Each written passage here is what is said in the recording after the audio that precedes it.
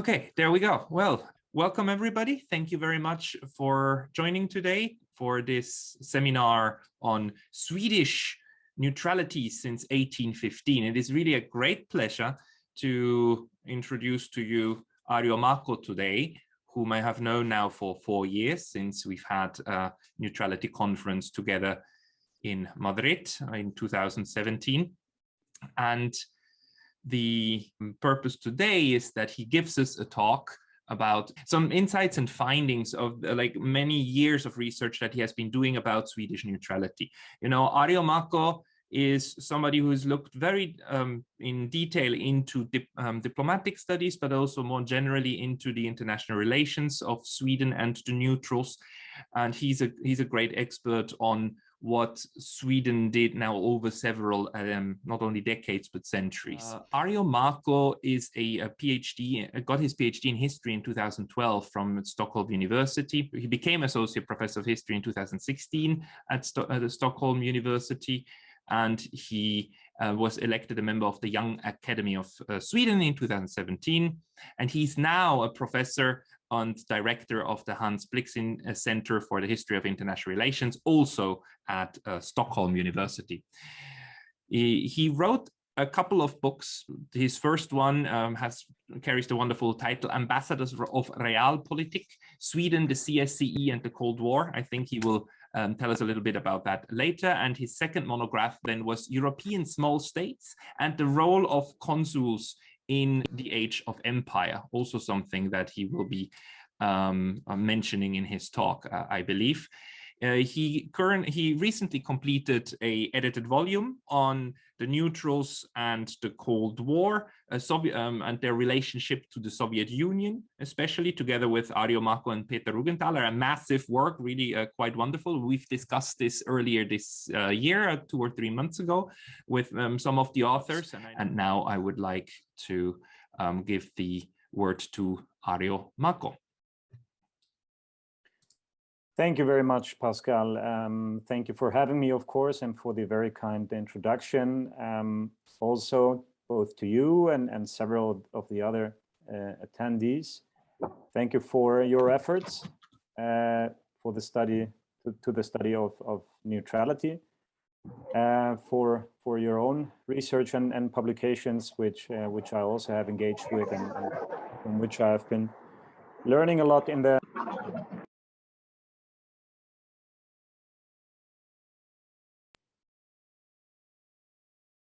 Now I'm back. I was muted. Is it okay, Pascal? Yes, sorry, that was my mistake. Sorry. Yes.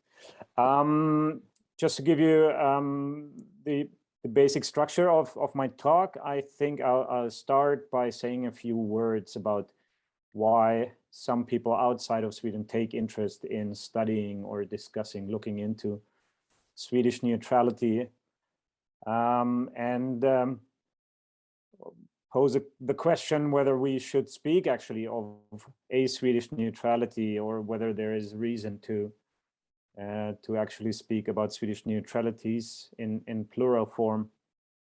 Then I'll try to give some overview, general background about Sweden in the 19th century, Swedish neutrality, its formation, establishment, and development, and give some examples of the practice of neutrality from my latest book that dealt with Sweden, Norway, and after the dissolution of the union between the two countries in 1905 about Sweden. So that book stretches from around 1870 to 1914. And after that, a general introduction into Sweden in the 20th century, and then again some practical or some examples from the practice of Swedish neutrality in a Cold War context from my first book. So I think it comes quite natural for scholars of neutrality to mention Sweden alongside, well, Switzerland and also Austria and Finland when talking about, you know, the traditional European neutrals. And that, of course, as we know, is based on the more recent history and the experience from the mid-1950s onwards. We do, of course, know that, first of all, anyone who is interested in neutrality also has to engage with other related terms and concepts, non-alignment and neutralism, maybe being the two most prominent ones.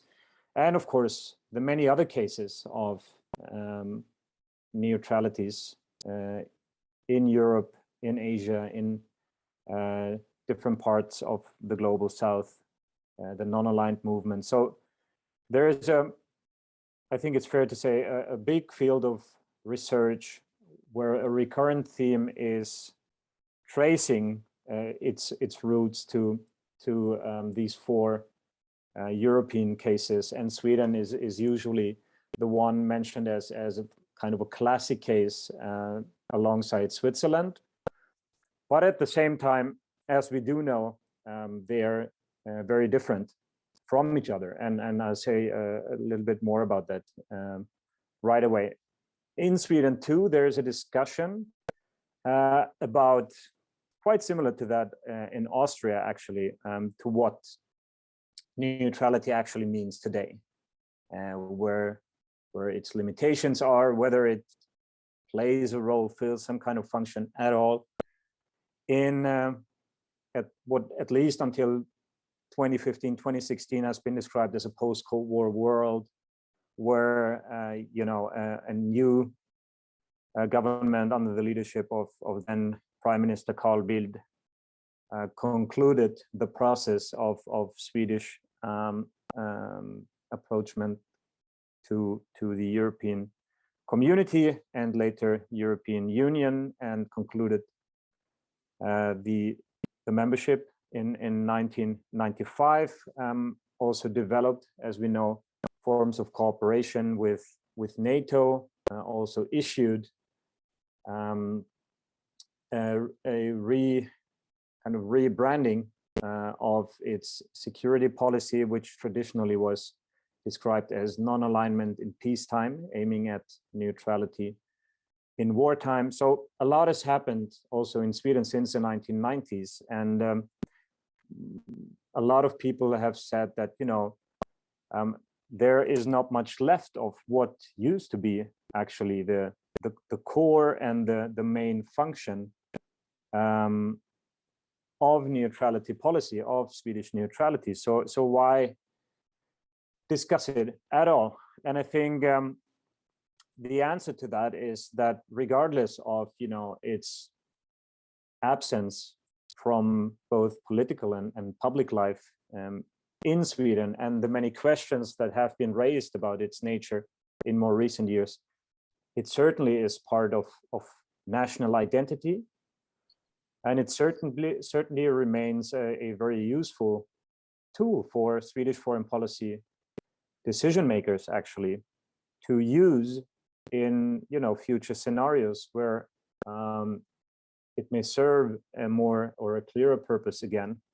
It is used in debates about NATO membership, not so much anymore, or at the moment actually, but it's also there as a narrative which has been kind of revived and reformulated actually several times throughout history. If you look at its establishment and early history in the 19th century, you have to start with the so-called Finnish War, the loss of today's Finland, the Finnish part of the earlier Swedish Empire, to Russia in 1809, which in many ways, as Gunnar Roselius, a military historian who wrote his PhD about the Swedish military and security elite, and how it kind of was shaped by and influenced and shaped by this experience of losing Finland to Russia in 1809, and came to develop the grounds on which Swedish neutrality has been resting for a long time on this traumatic experience. As we know, Carl XIV Johan one of Napoleon's generals from the founded the House of Bernadotte and united Sweden with Norway through a personal union in 1814 at the Congress of Vienna. As we all know, Switzerland had its neutrality, its permanent neutrality, codified in international law. Sweden is a very different story. Sweden has neither that kind of acknowledged neutrality in international law, nor a say long-standing formula. A lot of people speak about 200 years of peace and 200 years of neutrality, but as we will see, neutrality in the Swedish context has changed a lot during those 200 years. The conclusion from what happened during the first 2 decades of the 19th century, the loss of Finland and then the attack on Norway and forcing Norway into this union with Sweden, was to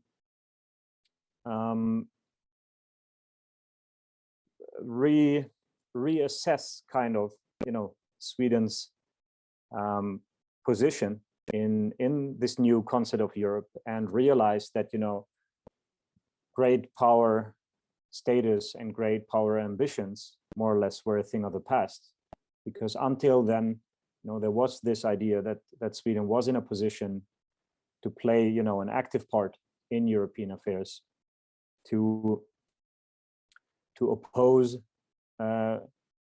its mighty neighbor in the east, Russia.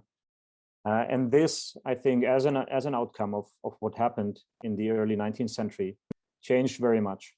And with Carl Johan concluding, that Sweden's interests would be best served by remaining outside of conflict in future European wars. This led the country and its new foreign policy and security elite into a new path. And the first declaration, more formal declaration of this ambition to stay outside of European wars in the future was made in 1834. But as I said again, it wasn't the kind of universally acknowledged and formalized kind of declaration that could be compared to the Swiss case. And that's also why, for example, during conflicts in later decades, during the Crimean War, for example, during the German-Danish War, the Swedes would consider taking steps that were in clear violation of a policy of neutrality, and stepped away in both opinions they voiced about ongoing conflicts and in voicing sympathies about these conflicts, and ending up in a position where they did develop greater sympathies for certain European major powers. Maybe during the first half of the 19th century, much more pro-French stance, later on a more German stance, also trying to balance between other major powers, Great Britain and Russia being the most important ones maybe during the 19th century. So this is kind of the context that I dealt with, looking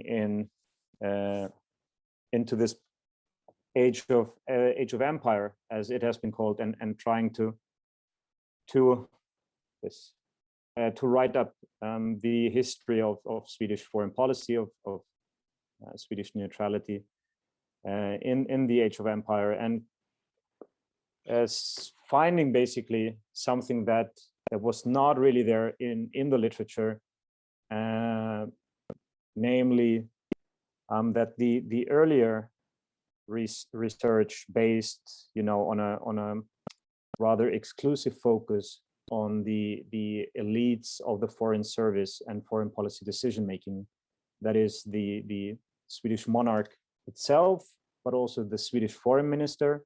And although Sweden, as I said, was in union with Norway between 1814 and 1905, the foreign minister and the foreign policy were Swedish and were carried out by the Swedish Ministry for Foreign Affairs, which did, of course, try to appoint a reasonable number of Norwegians as well, and establish some kind of unionist, as it was called, foreign policy of the, as they were called formerly, the United Kingdoms of Sweden and Norway. So that is also how Sweden and Norway ratified international agreements, how they represented themselves officially during the 19th century. So, for example, if you look into the Congress, to the Berlin Conference of 1884, 1885, which famously accelerated the so-called Scramble for Africa, which laid down rules about the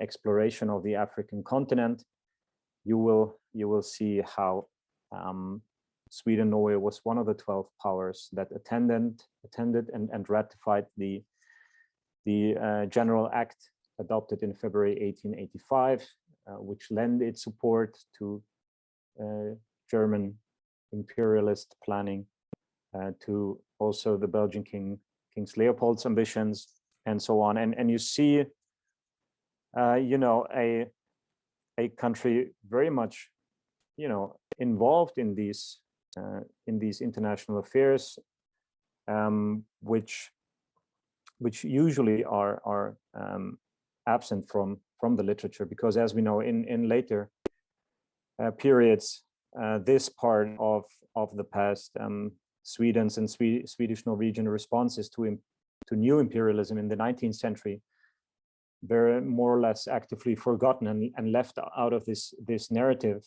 that served as the ground to build kind of a Cold War identity upon, as a country and a power without an imperial past.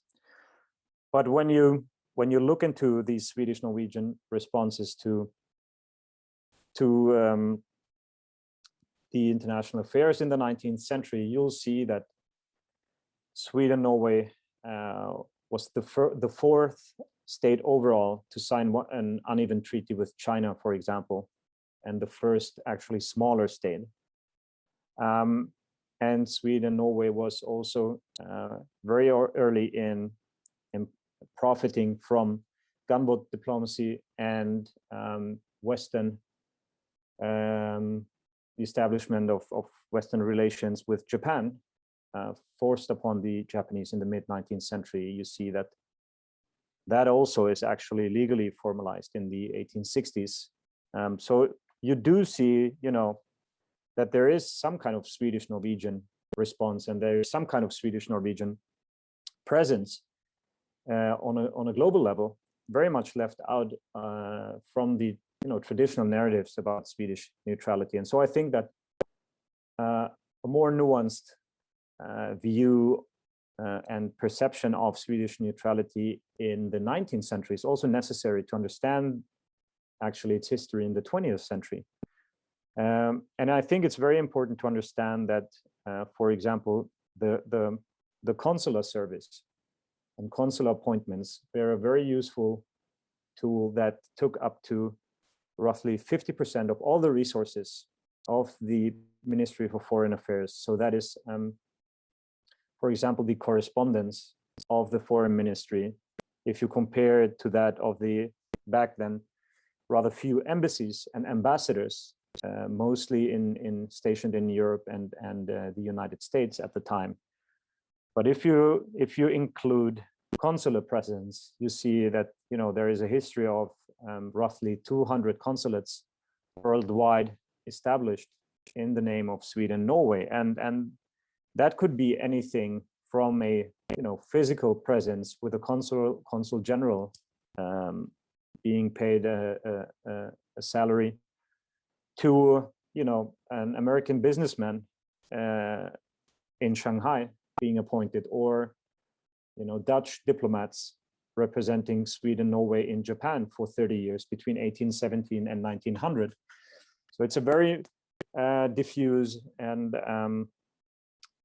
story which I think needs to be explored in much greater detail. What I tried to do in my book was to give some kind of overview based on the Caribbean, on East Asia and Africa, this establishment and maintenance, and ultimately actually failure of the Swedish, Norwegian, and later on the Swedish state to establish presence and relations on a global scale, mainly to profit simply from the Western expansion, global expansion, with which both Swedes and Norwegians, I think it's fair to say, identified very much. So you do see traces of a shared common European identity, where there was little to no difference between, say, the representative of a smaller neutral power and the representatives of the large European powers.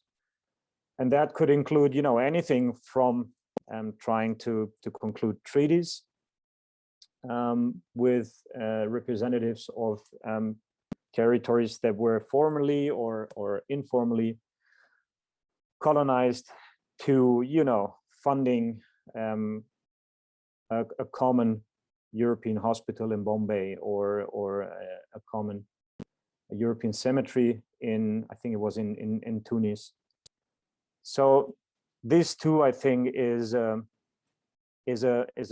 practice, a diplomatic and political practice, in the name, of course, of a state that maintained a status as neutral, that we have to take into account. And I hope to have offered insights from some of the, well, both my own archival research, but also the actually expanding field of research on consular affairs that we can see in different places in the world. There are now American colleagues looking into consular affairs, for example, in Central Europe and the Balkans. But there are also in various countries. We just had a conference at Ludwig Maximilians Universität in Munich last weekend, led by Finnish historian Mikko Toivonen and his Swiss colleague Bernhard Scheer, about reassessing imperial history from the peripheries. And I don't think it's possible to assess the role that these minor states and several of them, having declared themselves neutral, played, in international affairs, both in and outside of Europe, without actually integrating the study of consuls into the study of diplomacy and foreign policy as a whole, which I think we still haven't really done to the extent necessary for at least the 19th century.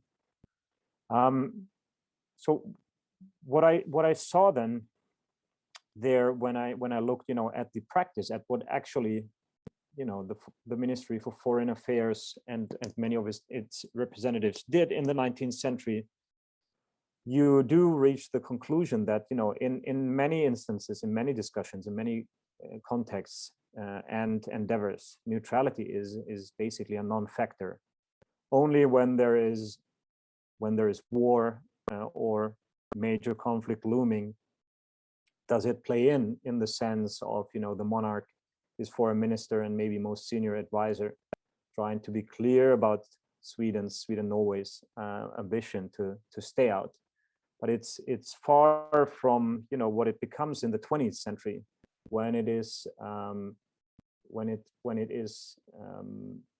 basically in everything that the corps as a whole does, when it's the very ground on which political and diplomatic actors stand on.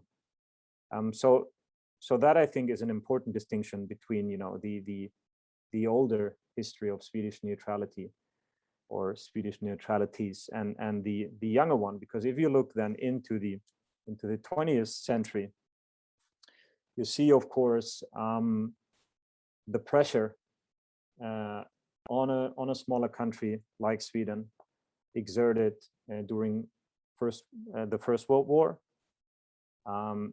The hopes put into the kind of new multilateralism and the League of Nations, where Sweden became one of the founding members in 1920.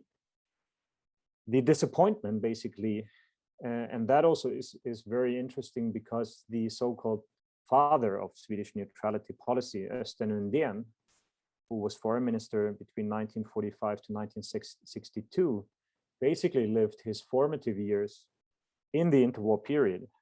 His first spell as foreign minister in 1924-25, having served also as the head of various commissions, for example, to settle the so-called Mosul issue, Mosul affair, the conflict over the border between present-day Turkey and Iraq, between the Republic of Turkey and Great Britain back then.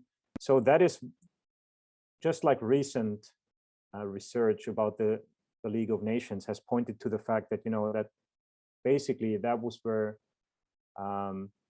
much of the ground that the United Nations came to be built upon. Many of the careers that survived World War II and developed further of bureaucrats, for example, in international organizations, many of these histories go back to the interwar period. As we know, much of Sweden's vicinity was actually conducting policies of neutrality. But the very different experiences during World War II, Norway, for example, being attacked and invaded by Nazi Germany, changed that the earlier conditions for maintaining a policy of neutrality very much. And what happens after World War II is that once again, basically, the Swedish leadership is ready to, change the character of its foreign policy and of its neutrality very much. In 1948-49, it takes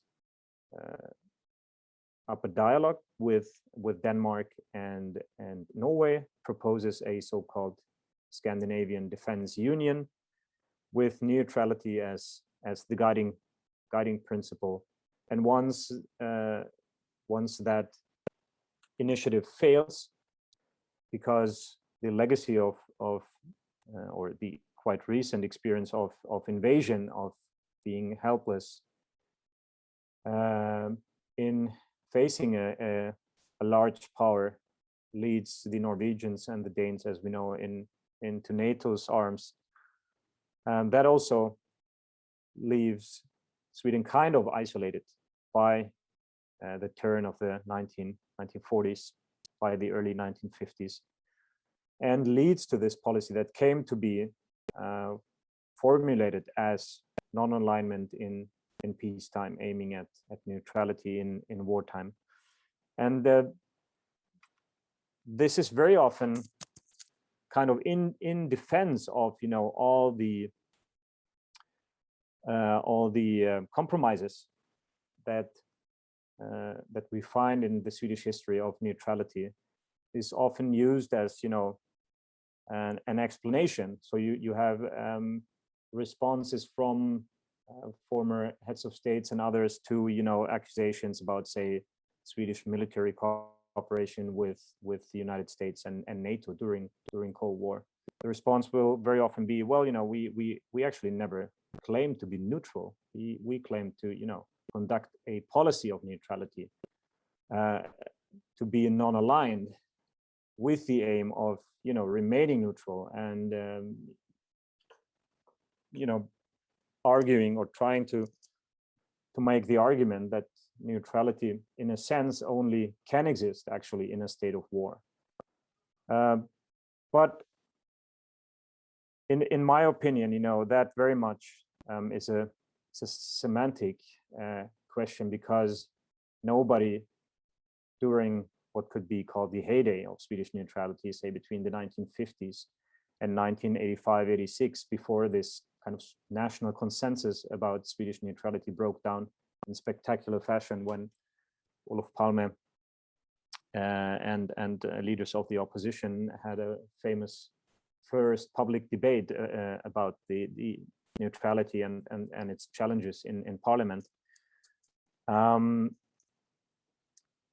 Nobody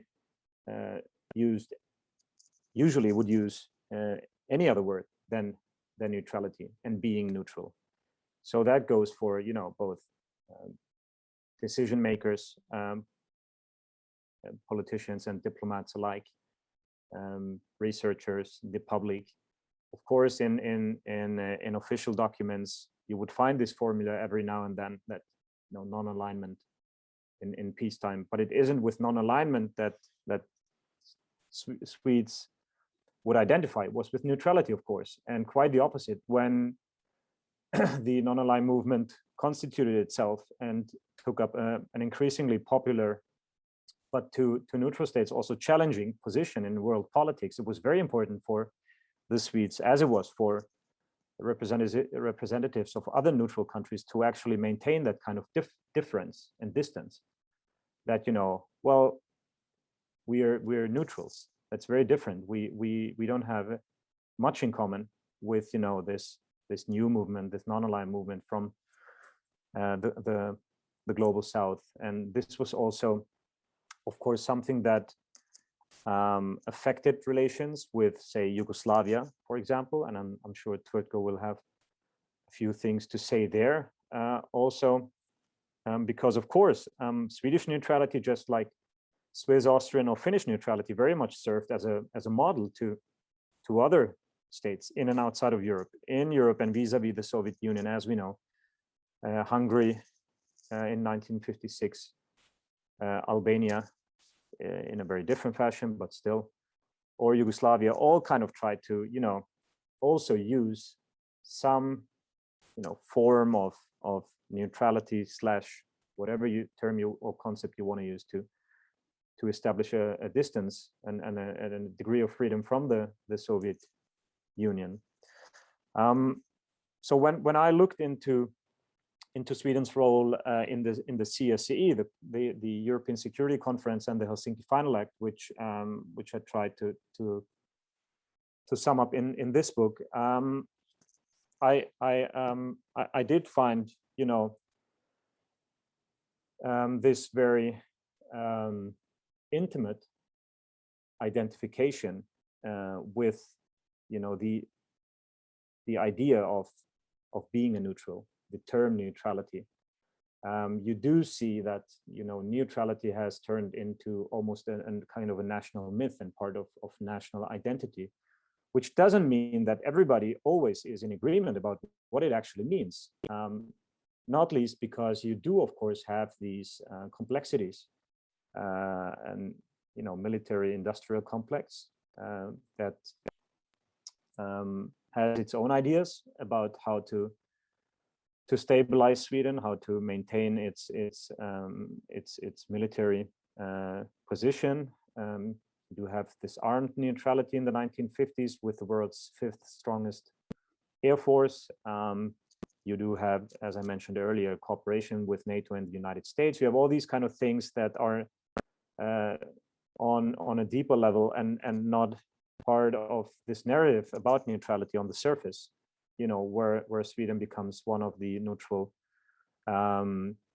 mediators and providers of good offices, where Sweden is trying to streamline its 150-year-long experiences from neutralities. And I think, again, plural forms are important here, and positions itself as quite famously as a forerunner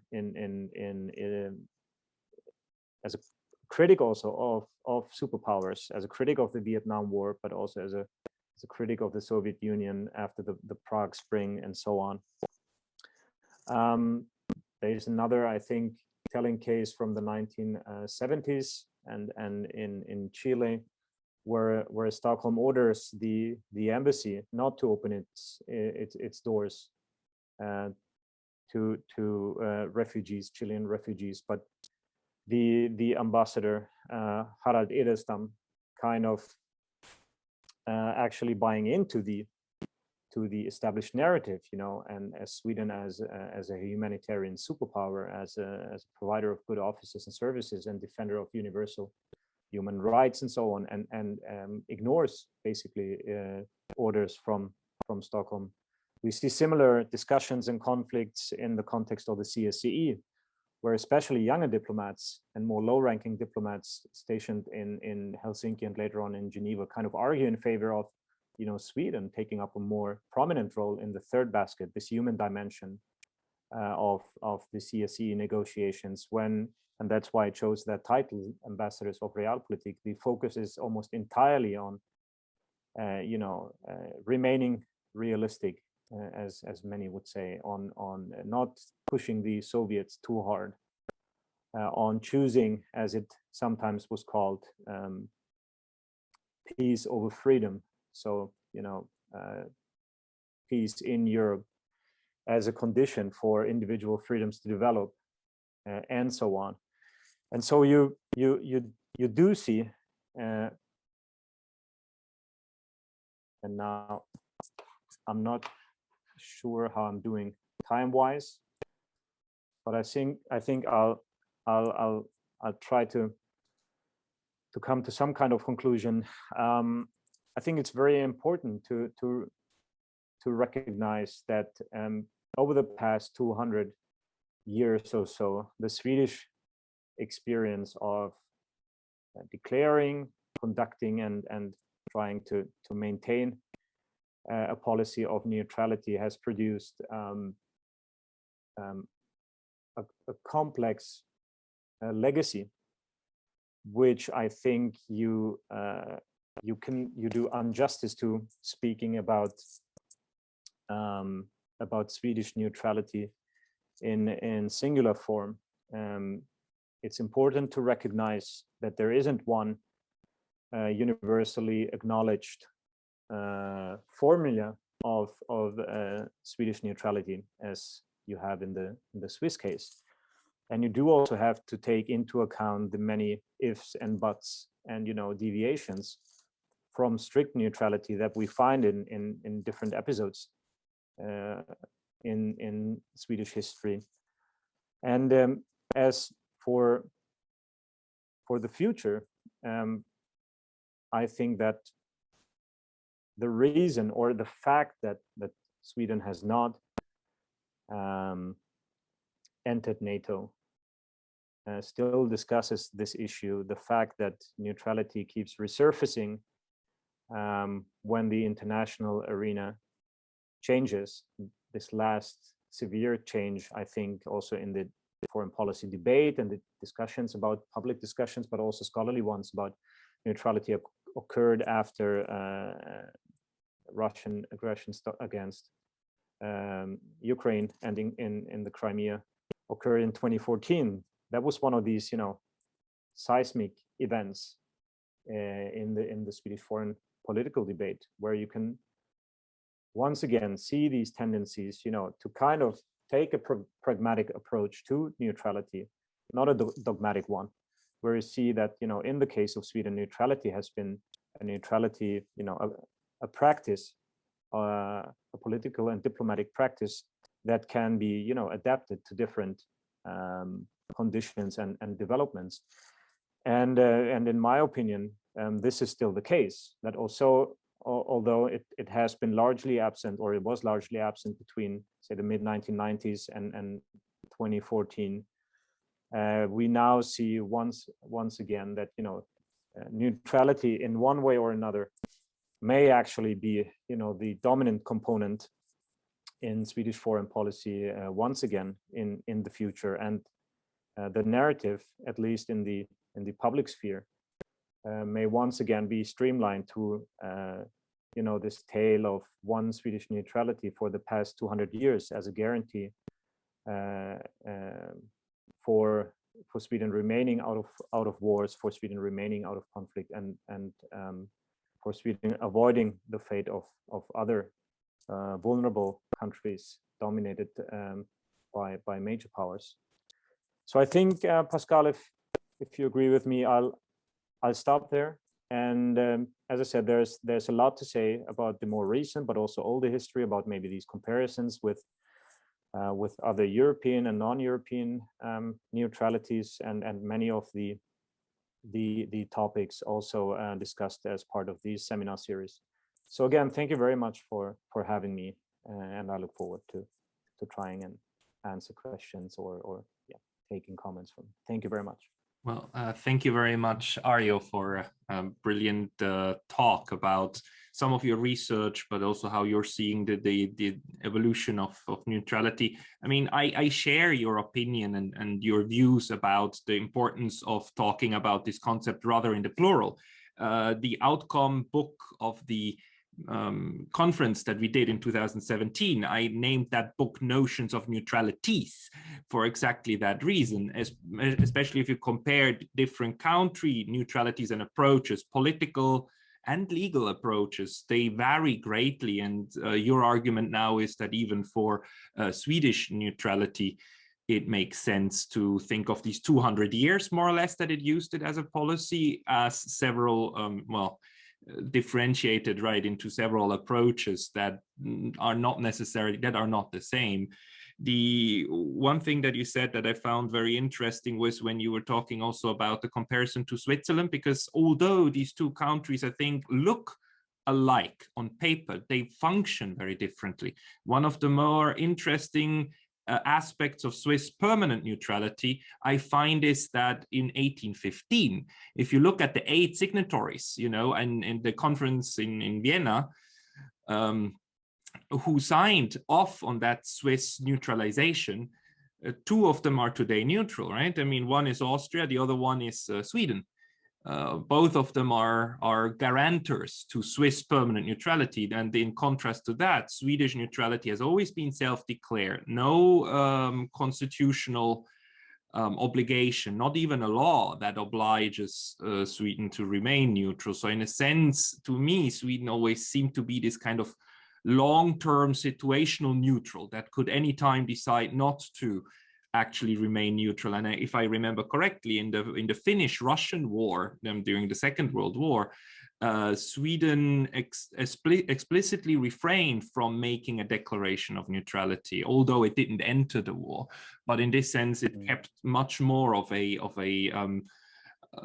possibility to maneuver. Although I also agree that in diplomatic terms, what we see, what happened, for example, Swedish-Japanese relations in the Second World War were almost precisely the same as for Switzerland, but that was rather because of realpolitik, because if you're not at war, you're at peace. And if you're at peace, you do what diplomats do all the time, which is negotiate and help out, and at times then also do humanitarian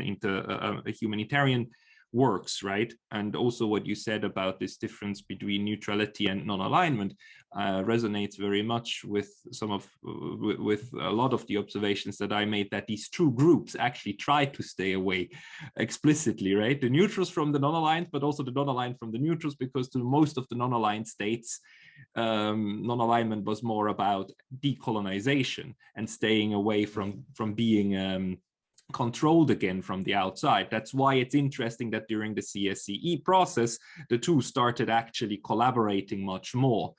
And Yoko, Ivama, and I, we have a project on the NPT process to see whether or not during the NPT negotiations there was a similar dynamic. At the moment, we don't find that so much, but there was an implicit agreement between these two to not get too close to each other, which I find fascinating, and which, if you have something to say also about this in your research, I would be interested in hearing if you found well, the diplomatic side of the interaction between the neutrals on the one hand, and also Sweden, of course, in that basket, and then the Yugoslavia, especially on the other one was. But before doing that, let me open the floor to everybody, and I would say I will gather at least 2 or 3 questions or comments that you might have, and then we'll give Ario a chance to react to those. So may I ask you to maybe use the raise hand function to indicate that you would like to speak?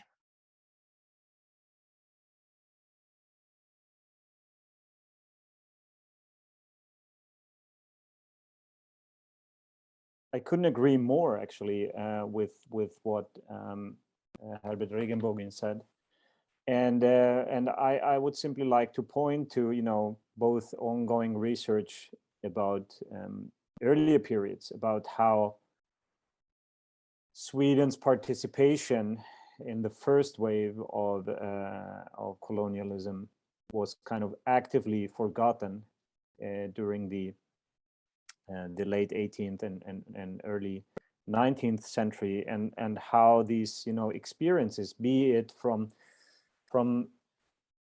Swedes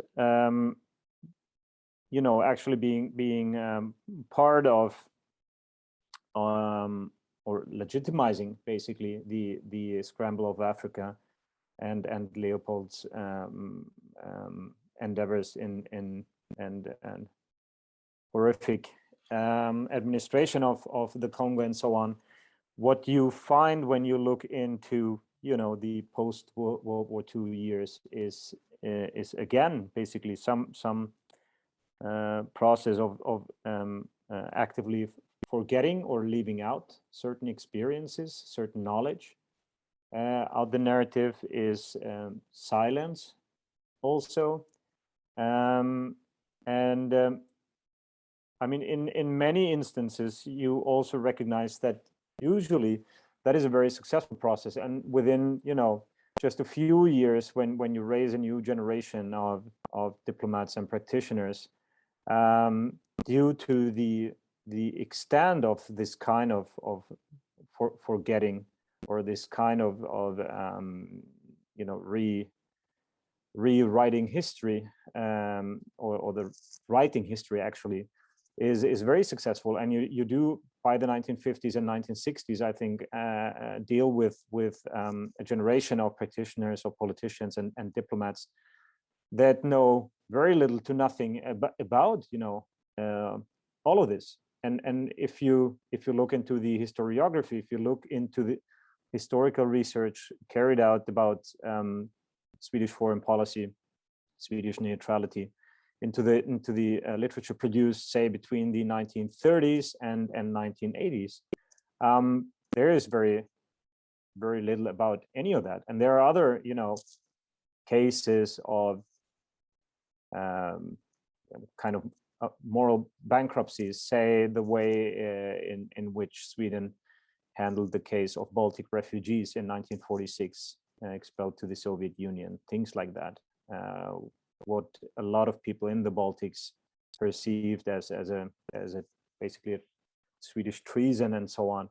I mean, this very much was left out. Simply the historical narrative established to legitimize a new neutrality at certain points in history. And there was a very interesting themed issue, for instance, led by Danish political scientists who argued, looking at this at the 19th century, that there was reason to re-imperialize Norden, as they said, and they gave all these examples from the late 1940s and 1950s, in which representative of the Nordic countries and Sweden as well would time and again point to their non-participation in new imperialism and in colonialism. And I don't really see the Holocaust, for example, as a factor in the sense of anyone in Sweden acknowledging some kind of guilt or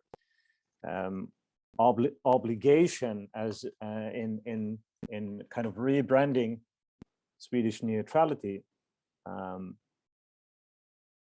I don't really see that, but there's much more about distancing actually Sweden from Nazi Germany, kind of brushing over these very friendly ties until 1943, 1944, the sympathies for Nazi Germany in Sweden and so on, and rather pointing to the friendlier aspects of Swedish history, which could be weaved into this new narrative that our Danish colleagues discussed in their themed issue, for example.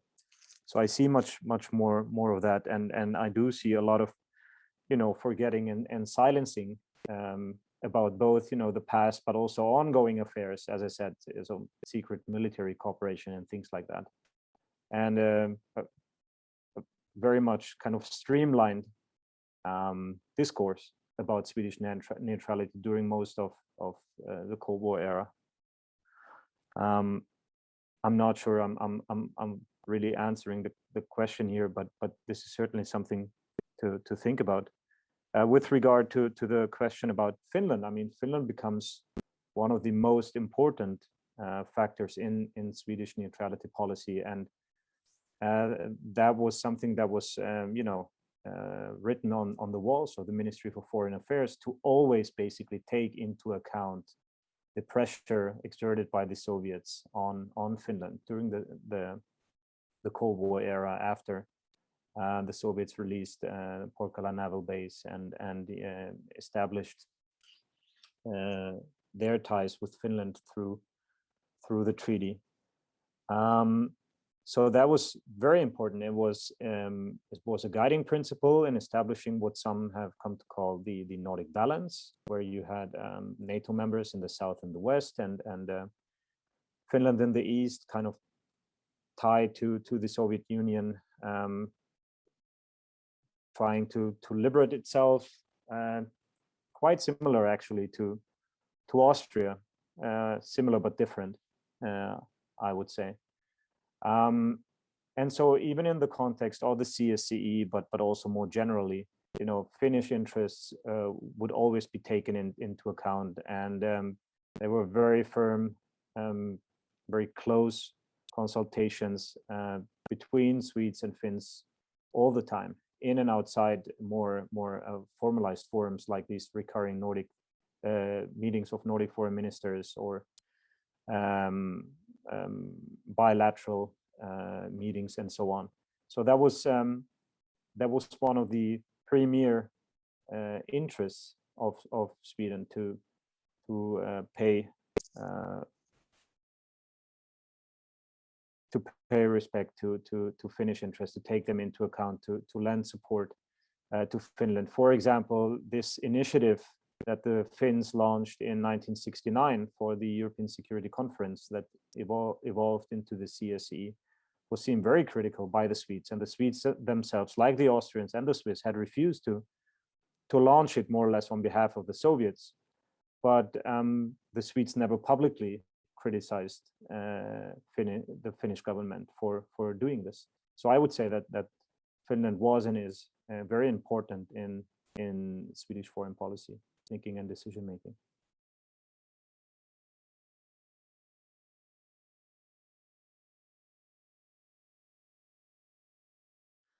My response would simply be that to me that kind of interplay between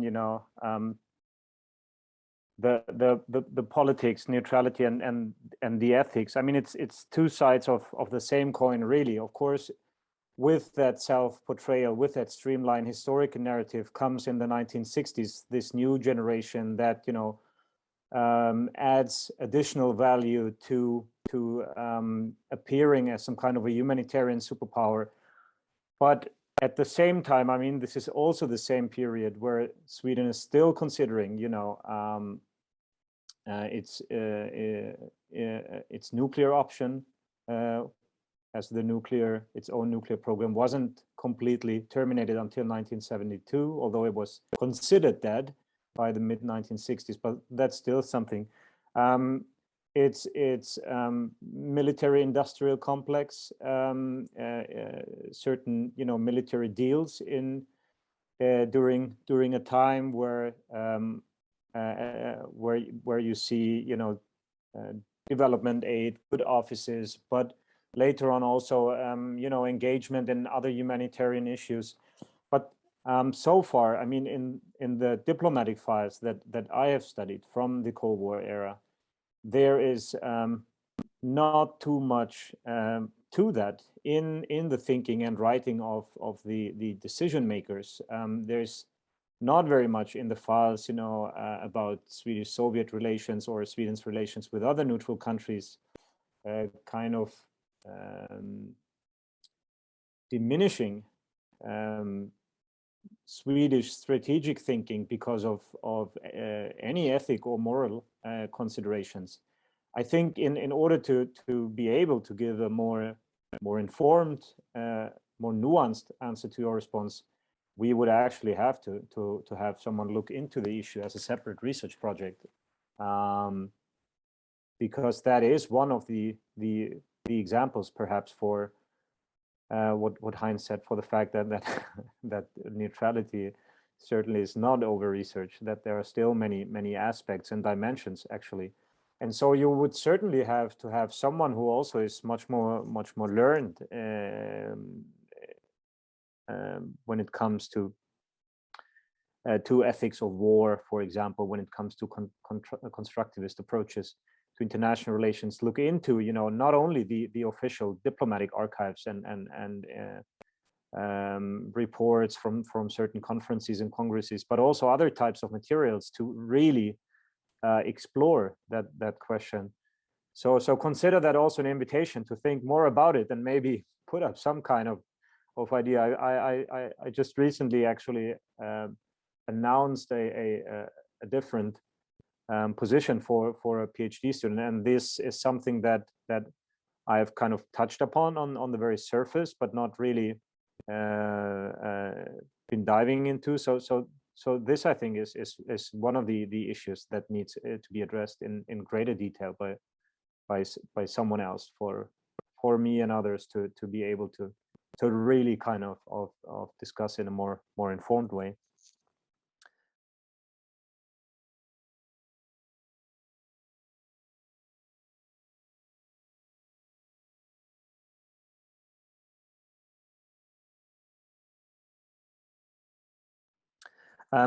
As for Heinz' notion about legally codified neutralities being more firm and stronger, that's something I would certainly agree with. And about his doubts about Nordic balance, again, I think I would agree. I'm not sure that this dynamic that was maintained in this narrative, that Sweden has to maintain its neutrality policy in order for the Nordic balance to survive, in order for Finland to be to remain neutral in its very specific way. I'm not sure that's true either, actually. I'm not sure that, say, Sweden, for some reason, abandoning its neutrality policy in the 1960s, 1970s would automatically have changed the very grounds for say, Finnish-Soviet relations, and would have led to, I don't know, to the Soviet Union taking very drastic steps. As for Sweden and Norway, I mean, there is a very intimate relationship. There is this notion of sister people, which in the Scandinavian languages is brödrafolk, so actually means brother peoples. There are intimate channels, I think, on all levels: political, diplomatic, military, and even deeper. Do I think there's much to learn there for Japan with regard to Taiwan and China? I certainly do not, because I think that, first of all, you cannot compare Sweden to Japan. You cannot compare Sweden's strategic role and capacities to that of Japan. You cannot compare Sweden's strategic but also historical ties to the US with those of Japan, and you can also not, I think, compare China to Russia. So absolutely not. I mean, I haven't read the paper you referred to, but I don't think there is actually much to learn for Japan, because it's so different. The history is different. The context is different. The actors are different. The threat is a different one. So I don't really see those parallels, to be completely honest. What is the most serious crisis that Sweden experienced? I mean, that is the more or less real violation of its territory, probably in the 1980s, which really created some kind of hysterical reaction of paranoia in Sweden. We did have this Soviet submarine that ran aground just outside of Karlskrona in the south of Sweden, which kind of served as a proof to the fact that there were continuous violations of Swedish territories, and that these ideas about rather concrete Soviet plans of invading Sweden in a hot war, or something like a prelude to a hot war, were realistic scenarios and so on.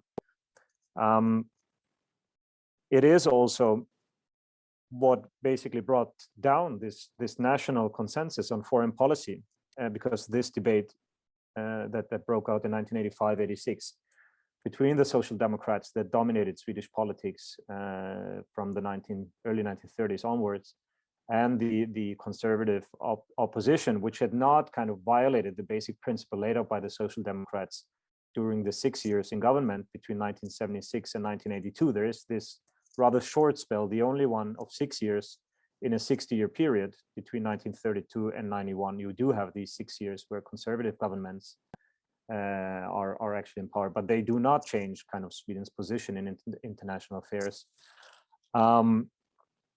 But what brings down this kind of national consensus on this essentially social democratic neutrality policy is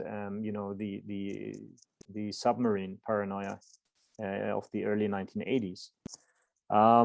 So whether that was a real threat to Swedish security and Swedish security interests is out there for grabs and discussion, and that is that kind of discussion that is impossible to settle, because the necessary documentation is simply not there of where all these reported, I think over 6,000 reported cases of observed submarines of some sort, a large part of which probably were not real, maybe even a substantial number actually of NATO submarines, kind of maybe adding a little fuel to the fire and so on. But what was real was, this debate about it and the perceived threat and these discussions that ultimately led to the breakdown of national consensus.